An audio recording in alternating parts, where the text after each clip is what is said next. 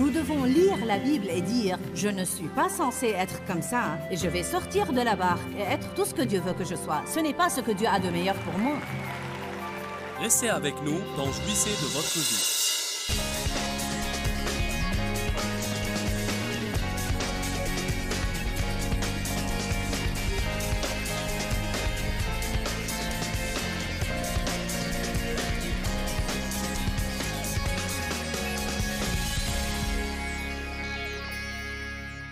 Vous n'allez pas avoir toutes les réponses avant de sortir de la barque. Mais Dieu est fidèle.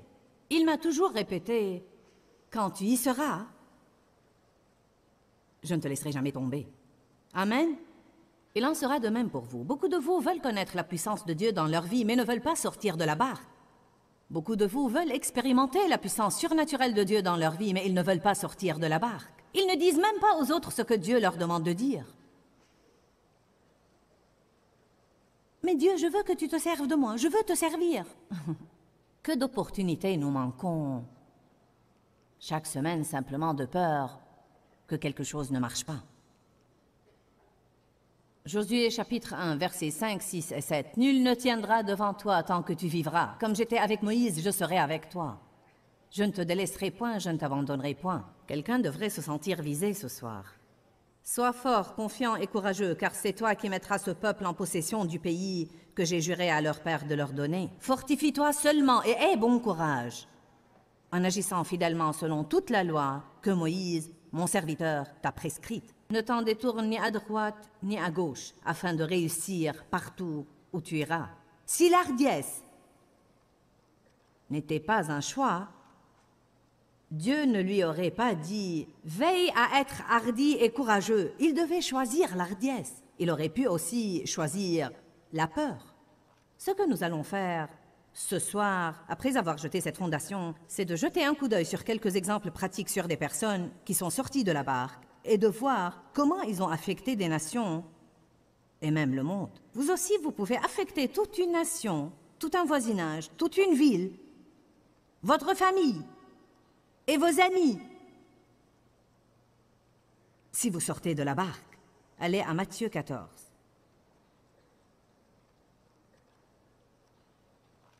Matthieu 14, 26.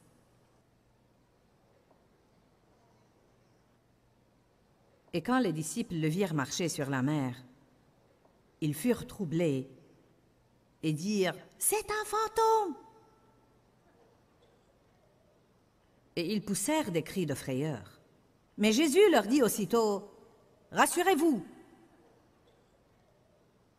n'ayez pas peur, soyez courageux. C'est moi. Arrêtez d'avoir peur. » Pierre lui répondit, « Seigneur, si c'est toi, ordonne que j'aille vers toi sur les eaux. » J'aime l'esprit hardi de Pierre. Pierre était plutôt insensé parfois, mais il était hardi. Dieu peut collaborer avec quelqu'un qui est hardi. Dieu nous aidera à surmonter nos absurdités si nous sommes hardis. Il lui dit, « Viens. » Et Pierre sortit de la barque. Dites tous, Pierre sortit de la barque. Et il marcha sur les eaux et il alla vers Jésus. Mais voyant que le vent était très fort, il eut peur. Et il commença à couler. Et il s'écria, « Seigneur, sauve-moi !» Aussitôt Jésus étendit la main, le saisit et le tint en lui disant, « Homme de peu de foi, pourquoi as-tu douté ?» Maintenant étudions certains points dans ce texte. Tout d'abord, Pierre a fait preuve de sagesse car il était suffisamment intelligent pour ne pas sortir de la barque avant que Jésus lui dise « Viens ». Donc, je ne suggère pas ce soir que nous devons nous aventurer dans n'importe quelle chose dans laquelle nous voulons nous aventurer et que chaque fois qu'une idée farfelue nous passe par la tête, nous disions « Dieu soit loué, je vais sortir de la barque » et Dieu fera marcher le tout. Ce dont je parle, c'est lorsque vous l'entendez dire « Viens ». Amen. Le seul moyen de devenir marcheur sur les eaux, c'est quand Dieu vous ordonne de venir. Il sortit de la barque hardiment et après un moment, il eut peur. Ses yeux n'étaient plus sur Jésus, mais sur les circonstances. Même si vous sortez de la barque, vous ne finirez jamais la course Si vos yeux ne sont plus sur Jésus, mais sur les circonstances, nous ne ferons jamais rien pour Dieu sans que les circonstances nous s'opposent à nous. Je ne saurais même pas vous dire combien de circonstances se sont opposées à nous pendant 26 ans pour nous empêcher de faire ce que nous faisons. Comprenez que quand vous décidez de faire quelque chose pour Dieu, le diable ne va pas vous sortir le tapis rouge. Jésus a prouvé sa fidélité et a sauvé Pierre de la noyade. Pierre n'a pas échoué, il a eu un contretemps. Quand vous avez un contretemps, vous pouvez recommencer à nouveau. Amen. Sa hardiesse a du moins montré à Jésus qu'il avait un matériel avec lequel il pouvait œuvrer. Je crois parfois que les gens avec lesquels et à travers lesquels Dieu peut collaborer le moins sont ceux qui ont cet esprit lâche qui ne sort jamais de la barque. La Bible dit que Dieu ne nous a pas donné un esprit de peur, un esprit de timidité, un esprit de lâcheté, un esprit de servilité et un esprit de recul, mais qu'il nous a donné un esprit de force, d'amour et de sagesse. La Bible nous indique le genre d'esprit que Dieu nous a donné. Tout le reste de ces esprits méchants sont des esprits envoyés de l'enfer. Nous devons comprendre que nous ne devons pas dire « Eh bien, je n'y peux rien, j'ai peur. Je n'y peux rien, je suis timide. Je n'y peux rien, je manque d'assurance. » Une des plus grandes erreurs que nous commettons, c'est dire « Je n'y peux rien, je n'y peux rien, je n'y peux rien. » Nous devons lire la Bible et dire « Je ne suis pas censé être comme ça et je vais sortir de la barque et être tout ce que Dieu veut que je sois. Ce n'est pas ce que Dieu a de meilleur pour moi. » Nous avons évidemment des personnalités différentes. Certaines personnes sont nées plus hardies que d'autres, mais je vous le dis, vous pouvez faire tout ce que Dieu vous appelle à faire. Alléluia. En fait, la Bible dit, Dieu ne prend point plaisir en ceux qui se retirent pour se perdre. Il veut nous voir persévérer et non pas reculer dans la peur. Allez à Matthieu 16. Rappelez-vous que nous sommes dans Matthieu 14. Sautons donc 2 chapitres en avant jusqu'à Matthieu 16 et étudions quelque chose d'intéressant que Jésus a dit à Pierre. Matthieu 16, verset 18. Eh bien, moi je te dis, Pierre, tu es un grand rocher, et sur cette pierre, je bâtirai mon église, et les portes de l'enfer ne prévaudront point contre elle. Et je te donnerai les clés du royaume des cieux. Et ce que tu lieras sur la terre sera lié dans les cieux, et ce que tu délieras sur la terre sera délié dans les cieux. Maintenant, pour quelle raison a-t-il fait cette déclaration à Pierre? Parce qu'il a vu en lui une chose avec laquelle il pouvait œuvrer. Pierre était prêt à sortir de la barque. Savez-vous ce qu'était Pierre? Pierre était prêt à avoir tort afin d'avoir raison. Chaque fois que nous sortons de la barque, nous devons être prêts à avoir tort afin de savoir si nous avons raison. Eh bien Dieu, et si je te manquais, et si je te manquais, et si j'avais tort, et si je te manquais? Et si je pensais que c'était de toi alors que ce ne l'est pas, et si je te manquais? Dieu m'a dit une fois, je te trouverai. Si votre cœur est juste, ce n'est pas la fin du monde si vous faites une erreur. Et si vous pensez que vous avez entendu de Dieu et vous trouvez que ce n'est pas le cas. Rappelez-vous que chaque fois que vous sortez de la barque, vous devez être prêt à avoir tort pour savoir si vous avez raison. Allez, peut-être que ça aidera quelqu'un. Pourquoi craignons-nous tellement d'avoir l'air de mal procéder ou d'avoir tort? Pourquoi ça fait si peur de penser à dire à quelqu'un « Eh bien, j'ai manqué Dieu ». Tu sais, je croyais que c'était de Dieu. Je crois que quand Dieu voit une personne avec cet esprit hardi et courageux, et si vous voulez la vérité, je crois que c'est peut-être une des raisons principales pour lesquelles Dieu se sert de moi. Car je suis parfois hardi à l'excès. Amen. Oui, j'ai fait beaucoup d'erreurs et j'ai fait beaucoup d'absurdités, mais mon témoignage est « je suis toujours là ». Amen. Je n'avais pas toutes les réponses, mais je suis sortie de la barque et j'ai laissé Dieu m'enseigner. Pierre, tu es une pierre, et sur cette pierre, je bâtirai mon église. Si vous regardez ce que Pierre a fait par après, vous direz pourquoi Dieu voudrait-il se servir de Pierre? Car dans le verset 21, il dit « Dès lors, Jésus commença à faire connaître à ses disciples qu'il lui fallait aller à Jérusalem et souffrir beaucoup de la part des anciens, des principaux sacrificateurs et des scribes, être mis à mort et ressusciter d'entre les morts le 3e jour. Puis Pierre le prit à part. Un peu trop d'hardiesse, là. Et parfois, c'est un problème aussi. Si vous êtes hardi par nature, alors vous devez apprendre à vous maîtriser parfois. Puis Pierre le prit à part pour lui parler en privé et se mit à le reprendre.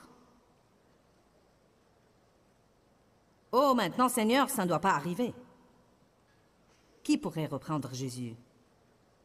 Qui peut être saint d'esprit et corriger Jésus? Pierre!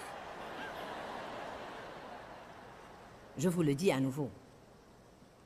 Et je suis sûre que ce n'était pas la seule raison. Je sais que Pierre aimait Jésus bien qu'il ait fait beaucoup d'absurdités. Mais je crois que c'était parce qu'il était prêt à sortir de la barque.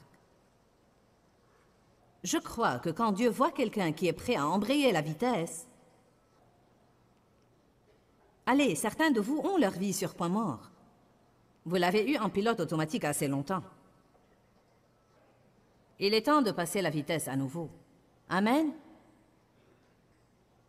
Et David alors? David était certainement hardi, n'est-ce pas? Jetons un coup d'œil sur lui pour un instant. 1 Samuel 17.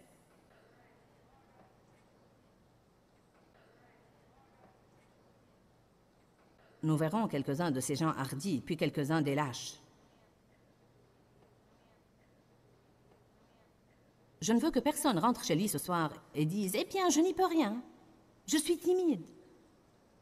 Je n'y peux rien. Moi, je suis comme ça. » Je ne veux pas que quelqu'un qui regarde la télé dise « Eh bien, tu ne comprends pas ce que je ressens. Moi, je suis comme ça. » Vous devez arrêter de dire ça et vous devez dire « Ce n'est pas ce que je suis comme nouvelle créature en Christ. Cela peut être mon ancienne vie, mais Dieu ne m'a pas donné un esprit de peur, mais de force, d'amour et de sagesse. Et je ne vais pas me contenter de rester à ne rien faire toute ma vie et à regarder tous les autres faire des choses passionnantes pendant que je suis là à souhaiter pouvoir faire quelque chose. »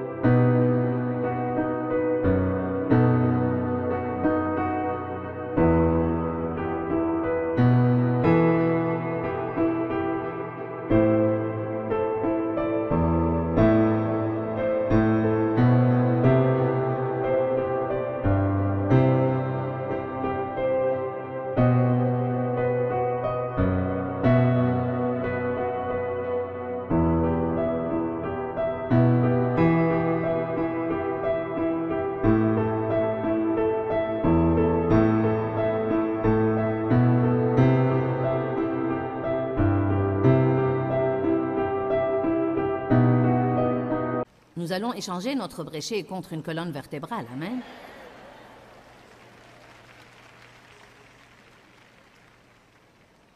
Demain, à moins que Dieu ne me fasse changer d'avis, je dois le dire parce qu'il le fait parfois.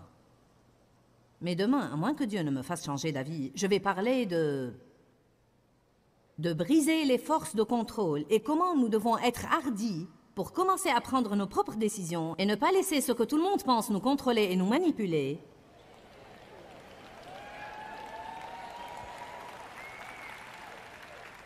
Et comment nous devons être suffisamment hardis pour commencer à affronter les problèmes et à affronter les gens qui sont des contrôleurs et des manipulateurs et les gens dont se sert l'ennemi pour essayer de nous éloigner de la volonté de Dieu. C'est un choix également.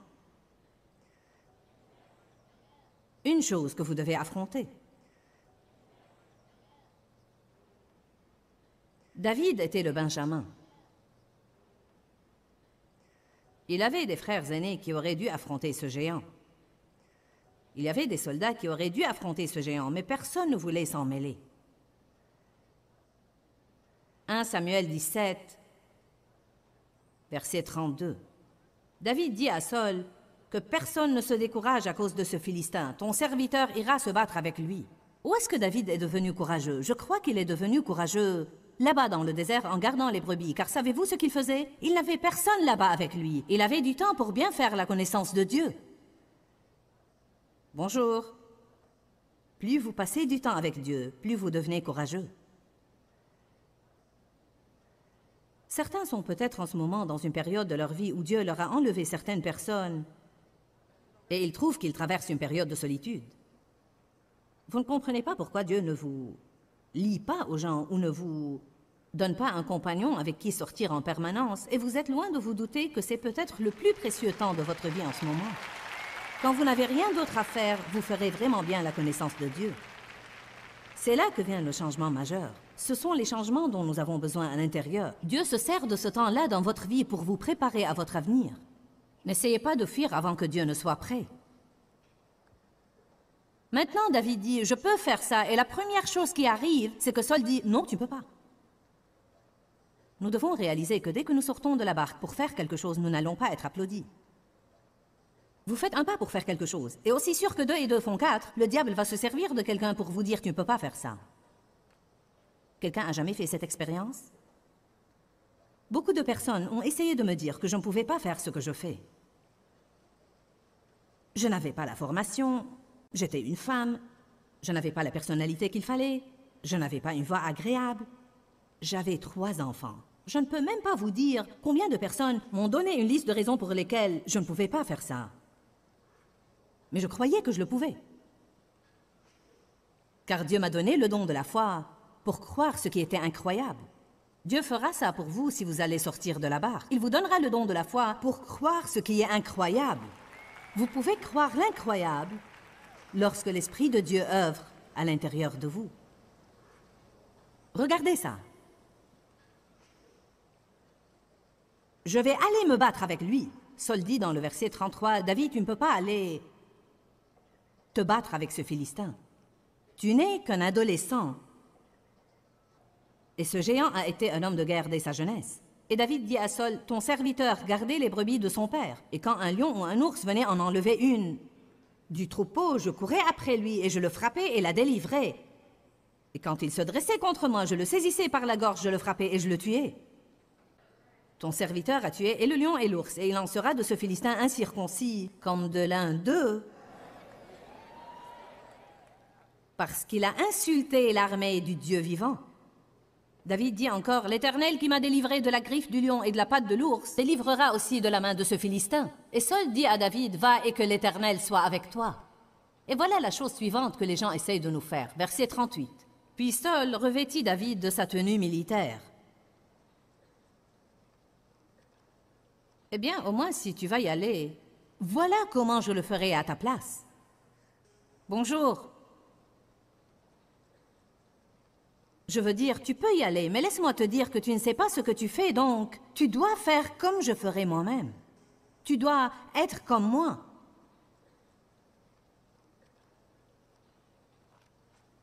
Puis Saul fit mettre son armure à David, et il plaça un casque de bronze sur sa tête et le revêtit d'une cuirasse. Verset 39, et David ceignit l'épée par-dessus l'armure, et il essaya de marcher, mais n'en fut pas capable. Mon Dieu, mon Dieu, mon Dieu, je me demande combien de vous essayent de faire quelque chose, mais vous échouez à tout moment, car vous n'êtes pas prêt à sortir de la barque et à être vous-même. Vous essayez d'être comme quelqu'un d'autre. Je ne peux pas être Catherine Kuhlman, vous ne pouvez pas être Joyce Meyer, je ne peux pas être Aimé Semple McPherson. Vous ne pouvez pas être frère Copeland ou Creflo Dollar, vous devez être vous. Amen? C'est tout ce que nous sommes, simplement nous. Dieu ne va pas donner son onction si vous essayez d'aller avec l'armure de quelqu'un d'autre. Allez, que quelqu'un dise Dieu soit loué. Du moins, David était suffisamment hardi pour dire « Je ne peux pas aller avec ça ». Et il les a enlevés. David voulait aller avec 5 pierres polies et une fronde. Eh bien, c'était nouveau. Vous connaissez le reste de l'histoire. Il a tenu tête à ce géant. Pour qui te prends-tu pour insulter l'armée du Dieu vivant? Je t'abattrai aujourd'hui, je te couperai la tête et je donnerai ton cadavre aux oiseaux du ciel. Qui es-tu? Tu viens contre moi avec une lance et un javelot et une épée, mais je viens contre toi au nom du Seigneur.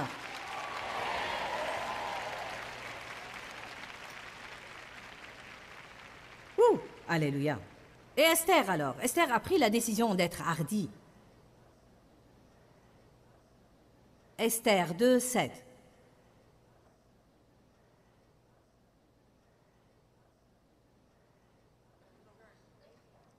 La chose que je trouve intéressante chez Esther,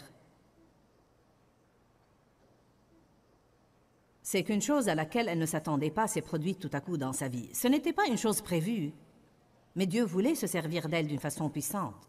En fait, quand vous vous trouvez être là où vous ne voulez pas être, ne pensez pas que cela veut dire que Dieu n'a pas un plan. Je crois que certains de vous sont quelque part où ils ne veulent pas être. Allez. Mais qu'est-ce que je fais là? Comment suis-je arrivé là? Eh bien, je suis le seul croyant qui travaille ici. Eh bien, je dois trouver un nouveau travail, Dieu, car je me sens seul ici. Je n'ai personne avec qui déjeuner. Les gens se moquent toujours de moi. Peut-être que vous êtes appelés pour un temps comme celui-ci.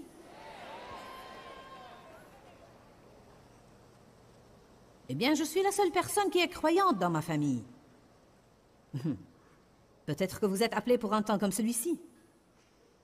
Esther devait se sentir seule là où elle était.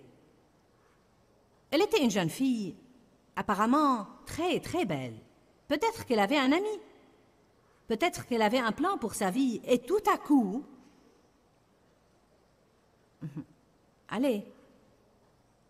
Tout à coup, Dieu a changé son plan. Jetez un coup d'œil sur Esther 2, 7 et 8. Il élevait Hadassa, qui est Esther, fille de son oncle, car elle n'avait ni père ni mère. La jeune fille était belle de taille et de figure. Et à la mort de son père et de sa mère, Mardochée l'avait adoptée pour fille. Et après la proclamation de l'ordonnance du roi et qu'un grand nombre de jeunes filles furent rassemblées à Suse, la capitale, sous la surveillance d'Égée, Esther fut aussi prise dans la maison du roi, sous la surveillance d'Égée, gardien des femmes. Elle était une jeune fille juive, et voilà qu'elle se trouve au harem du roi. Cela peut voler votre joie. Esther 4, verset 11. Donc, elle endurait toutes ces choses. Qu'est-ce que je fais là? Qu'est-ce que je fais là? Qu'est-ce que je fais là? Esther, chapitre 4, verset 11. Tous les serviteurs du roi et le peuple des provinces du roi savent que quiconque, homme ou femme, entre chez le roi, dans la cour intérieure, sans être appelé, sera mis à mort. Il n'y a qu'une loi, il doit mourir, à moins qu'en lui tendant son sceptre d'or, le roi ne lui fasse grâce de la vie.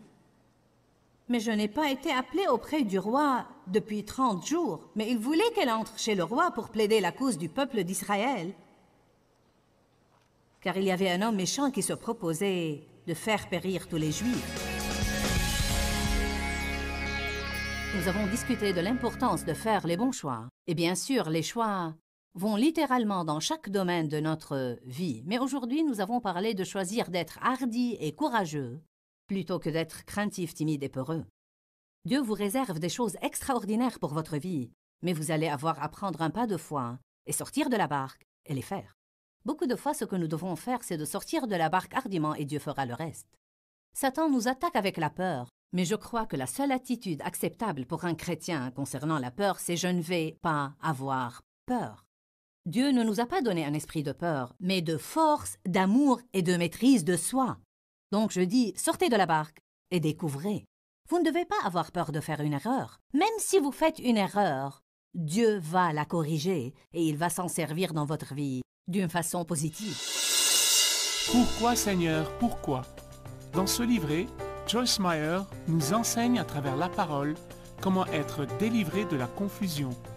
Pour obtenir ce livret gratuitement, écrivez-nous à Joyce Meyer, boîte postale 40095-6300, Larnaca, Chypre. Ou bien visitez notre site web www.joycemeyer.com. joycemeyer.me.org/fr.